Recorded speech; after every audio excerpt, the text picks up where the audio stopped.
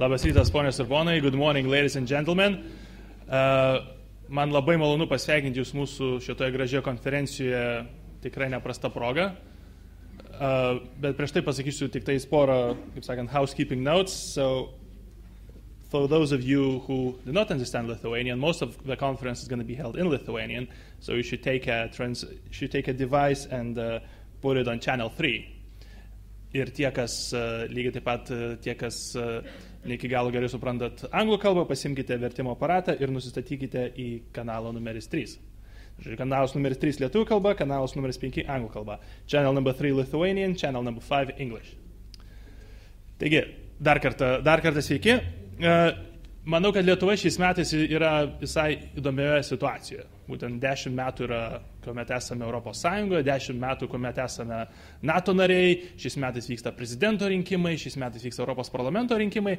Net galima būtų pasakyti, kad to veiksmo yra tiek daug, kad mes galbūt net gyvenam tam tikrame rutiniškai nuobodžiame laikotarpį. Kitaip tariant, įvykių yra tiek daug, kad jie jau mūsų nebestebina. Nepaisant to, klausimai ar iššūkiai, su kuriuo susiduria tiek Lietuva, tiek Europos Sąjunga, aš manau, iš dalies yra tie patys. Europos Sąjunga, spėjau, daugam yra kaip Roščero rašalo dėmės testas. Jeigu tu esi kairysis, tai ta Europos Sąjunga yra dešiniųjų sąmokslas. Jeigu tu esi labai dešinėje, tai ta Europos Sąjunga atrodo kaip kairiųjų konspiracija. Ir vėlgi, pabūs pas skirtingus žmonės skirtingose konferencijose, ta mintis tikrai iškyla. Lygiai tas pats klausimas yra, ką vis dėlto į ką turėtų koncentruotis Europos Sąjunga. Ar tai turi išlikti ekonominis projektas, ar tai turi tapti politinis projektas?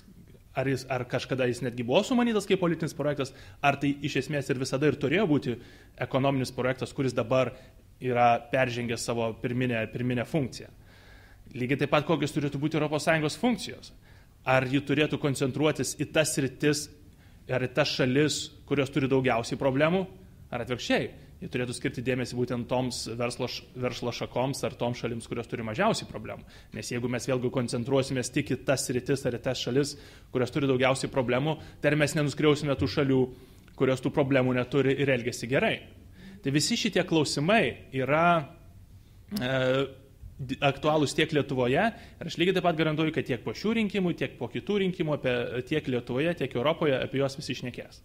Tai vėlgi šis formas ar ši vieta yra gera vieta diskusijai ir aš skatinu visus, ypač panelistus, šnekėti būtent atvirai, be nevyniojant žodžių į vatą.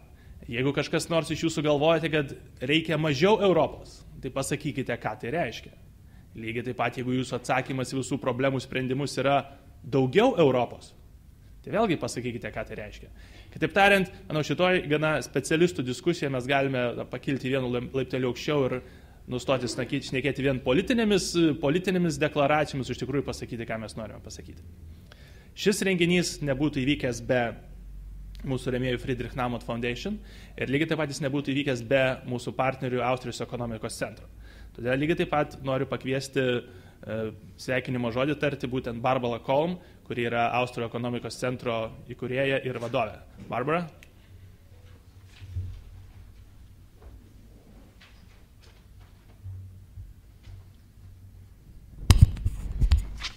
Good morning. Thank you very much. It's good to be back here in Lithuania and cooperate with the Free Market Institute here. We have done so for, I think, at least 15 years already, and our cooperation has been growing and growing and growing, and so has the entire movement in Europe, and this is a very positive effect because it is more than needed in these days. And I would like to focus a little bit on what is happening and why we are doing this Free Market Roadshow. It's about putting away with some myths that our population, the European population, has been threatened with. And the first one is, it is an intellectual problem if one confuses a continent with a club. The EU is a tool and not a country. But some politicians consider it's a club of their own, and they can just do about with the rules and regulations as they like, and not as everybody has agreed to about. So this is one thing. The second is about that the myth that EU triggers reform. Have you seen a serious reform, long-lasting reform coming out of the EU? At least not in the past 10 years. The pendulum definitely swung back in the wrong direction. So this is something that we would like to discuss with you as well. And then, of course, there is this myth, or actually the political tool that Mrs. Merkel used very wisely when she allowed the citizens to fall into the trap by combining the fate and the future of the European Union with the euro, the survival of the euro. So many people fell into this trap, and I think it's one of our major tasks to also get rid of that.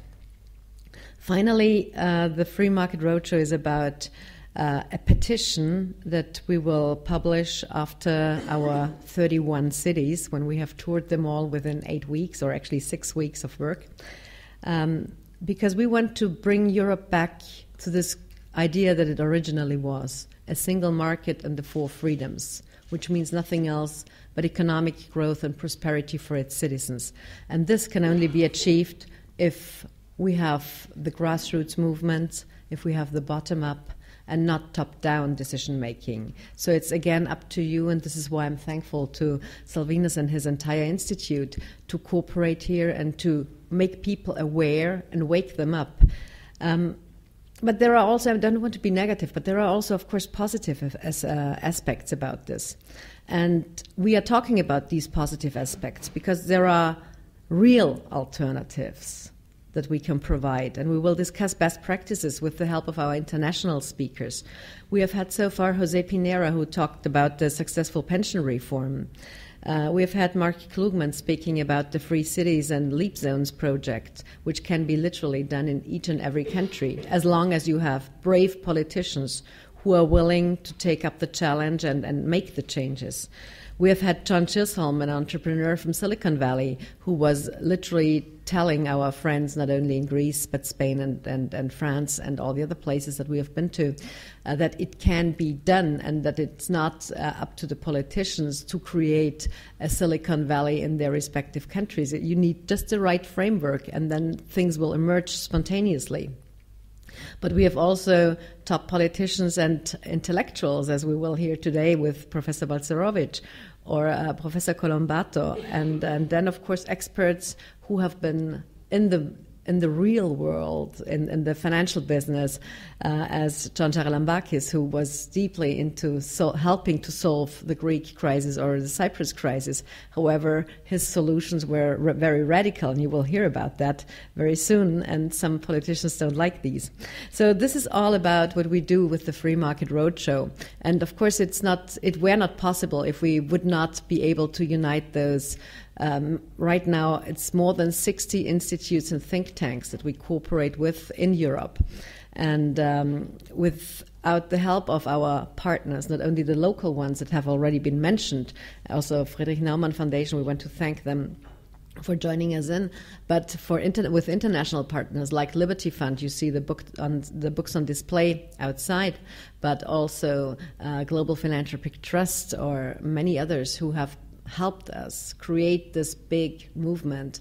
And it's a traveling circus. Some people think it's nice to travel from one city to the other, but if you're doing 5 capitals in 1 week, you're pretty exhausted at the end of it. And so we are 2/3 through of the roadshow, and our speakers are still alive and very vivid. So I'm looking forward to having a great event together with you, and thank you again for hosting us.